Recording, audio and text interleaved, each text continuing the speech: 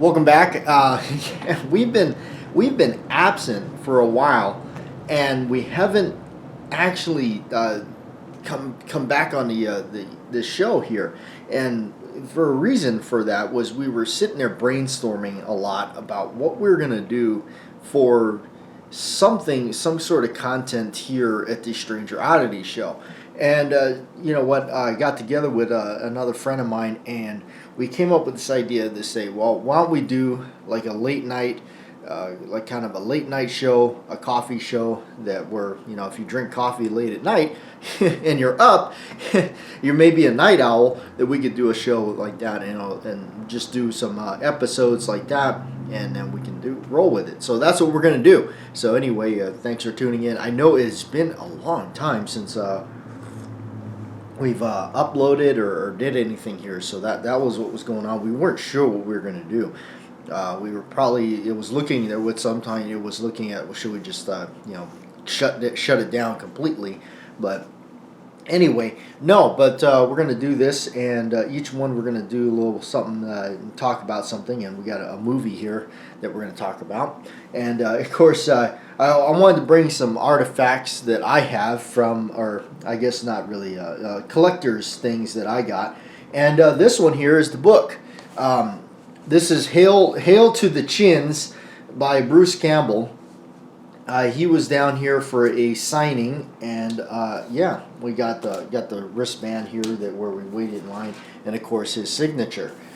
He got to meet him and signed a book and everything, so that was really cool. I like meeting these actors and stuff that we got real down to earth kind of people. You chit chatted with a lot of people. And a lot of times when you're going to these kind of conventions or whatnot. Especially if it's free. Now, if it's free to get in there, and keep this in mind, if they didn't charge you a door price to walk in and get there, then you got to kind of take that in consideration. Now, this one here, when we met him and we were down there and doing the meeting him for the signing, it was free. It was free to get in there. I mean, you had to buy the book. Obviously, you had to buy the book, but he wasn't charging to sign the book. He didn't charge for that. There was no charge to have him sign the book. We've been to some of the conventions where they actually charge you to sign the book, or sign whatever it is that they're doing. And that's and honestly, and the reason why a lot of these guys do this is, I think the main reason is, there was too many people that were just showing up with a box of stuff and just anything, and they just wanted them to sit there and sign this, sign this, sign this, sign this, and then the person just goes and turns around and puts this stuff on eBay, because they're not really actually there to meet the person or and be a fan and do all that kind of stuff. They're just kind of there to gain the monetary value of, like, I have 5 copies of this book available on eBay. They're all hand signed by Bruce, and so here you go, and I'm going to make $500 or something like that. Yeah, so I think a lot of it has to do with that too. Now mine is personalized. I actually had him sign my name to it and everything, so that was pretty cool.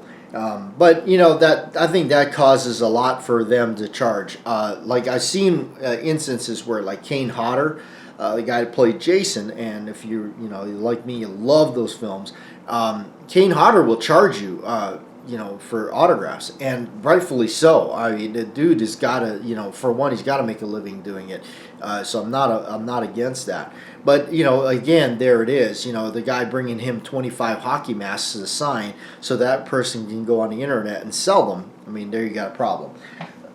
And what it does is it kind of so. Anytime I go to meet one of these guys, what I do is I just I have them sign my name to it. I have them sign my name to it, and mainly because I want it personalized. That's just, but then it also, the other benefit of doing that is it kind of shows them that you're not going to go sell this thing on eBay unless that other person has the same name as you. All right, so you know what? We brought out a movie to talk about, and I think this is one of those. I'm a big Nick Cage fan. I know some people are like, "Oh my gosh, that guy's a gimmick actor." But 8mm is a movie that came out some time ago. I think it was '99. This movie came out. I remember watching it. First time I saw it, I was absolutely blown away by it. Yeah, 1999. Okay, directed by Joe Schumacher. From what I understand too, this does not exist on Blu-ray, so it's not out there. I've only seen DVD copies. I bought mine used. I've had many copies of this over the years and always lost copies. But I bought mine used at the local record store down here. I always support my local record stores or Barnes and Noble or wherever because at least from my current lifetime, I'm seeing those places disappear, and I'm a huge supporter of them, and I want them to stick around. So if I can, anytime I can, I will go down there and I will spend my money on their stuff. So keep them alive. Anyway, all right, Nicolas Cage. You can't prepare for where the truth will take you. All right, 8mm. What is this about? I think this movie touches on subjects that it just completely unnerving. Now, this movie is by no means, in a sense, graphic by what they show you. It is graphic in what they're leading your mind to think. I think that's what's really unique about this movie. It is about a private eye. Nicolas Cage plays a private eye, and he is now investigating a film that a wealthy widow, had discovered in her husband's vault. It is a film of a little girl being murdered on camera, aka the snuff film. And there is actually an old, so the mystique and the horridness that surrounds that thought of the snuff films. I can't believe that actually, those would actually exist. And why would you want one? But anyway, that's the whole thing, is to murder somebody on tape for the sake of actually filming it and wanting it. So, that's what they do. All right. So he's investigating this. He needs to find out if this is true, if it's real, all that kind of stuff. So, and of course, the money, the money is like, he's like, hey, he even says it, this could be the nest egg we were looking for. This is going to give, so I'm going to do this. So what he wasn't prepared for is how buried in it all he was going to get. He was going to get so immersed in this underground world of all this stuff. And that's what's really kind of neat. It starts taking you down into all the real dungy, craziness of it all. Now, in the film, in the snuff film that he watches, and obviously the people they chose to be involved in that, I tell you, what a great casting. Peter Stormare plays one of the main villains, and man, he is, of course, if you're aware of Peter's work, then you definitely are gonna say, yeah, that part was made for him. Total creep out. And then I believe the guy's name is Christopher Bauer, that plays Machine. Machine is the crazy madman, if you will, the monster of the movie, in which ironically delivers one of the greatest lines ever. But he is wearing this leather mask, the broken zipper and all that, the total bondage mask, and he's just an ogreish of a person. He's the one in the movie, in his snuff film, doing the killing. So, of course, as Nicolas Cage is getting involved in all this underground, areas and all that, it's just getting more and more immersed in it all.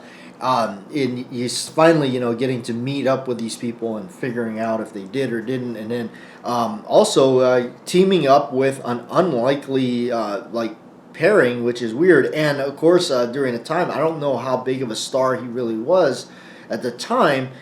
Joaquin Phoenix, he's in it, and he plays one of the guys, and he does a really good job of his role. And he's caught up in working in the underground, or not so much the underground, but he's working a sleeve shop. Basically, he got dirty books, magazines, videos, and all that. They're going in there for all the X-rated pornography stuff. And so he's in there, and he meets up with, Nicolas Cage. They become this partnership duel thing. And there's a couple of good liners, where Nicolas Cage even asks him, he's like, what's how do you know about all this stuff? How do you know about all this underground, where to get all this extreme stuff? And I like what he says. He goes, look, I don't buy into it. I don't endorse it. He goes, I just show them the way. And that's a pretty good line. I really like that line. And there's another good line where, again, the main character, the villainous character, the monster, played by Chris Bauer, he removes his mask in it, and he says, "Well, what were you expecting? A monster?" So what a great, there's some really good. There's a good couple of scenes there. But again, what I really like about it is they didn't need to show you graphic, gory scenes to make it a very dark and graphic movie. This is a prime example of less is more. They show you enough to make you disgusted about where he is going, and this trench of really darkness that he's following in, trying to investigate all this. So I think they do a good enough job kind of explore that and show you enough of what's hiding in those corridors and sarcophagus of just demented stuff. And there is one scene that stands out. It's extremely, like, the thought of this was so, like, bad that he's over there. He's looking at boxes, and of course he goes to these underground basements, and they're selling these videotapes and photographs and stuff. And there's a box marked kids, and it's like, huh, you can't, and you can see his reaction when he sees it, and so it definitely dives into some pretty dark stuff. But again, what I like is they don't show you a vast amount of graphic, stuff. They're just touching it, and they're just kind of showing you enough to put images in your head. And I think the movie does a great job at that. And yes, it is definitely one of the darker films that I've encountered, and definitely it's one of those. It has that vibe of like movies like Seven. Only I think this takes it. It's more than. It's not a replica of Seven or like some kind of like a wannabe Seven. It stands alone in its own thing. But movies like this, they fall into a category for me. This one, 8mm, Resurrection with Christopher Lambert, and Seven, and so those kind of movies. And if you're not familiar with those, you probably check them out. Those are those kind of real dark, detective kind of movies that I like, and they're pretty. Of course, Seven's pretty graphic, but this one's not graphic like Seven, but it's graphic in what it's portraying and what it's dancing around. That hurricane and fire brewing in the middle, of just exploding. And then really, you don't want to be there in the end. So anyway, there it is. Thanks for hanging out in Late Night Coffee Show, and we'll see you on another night.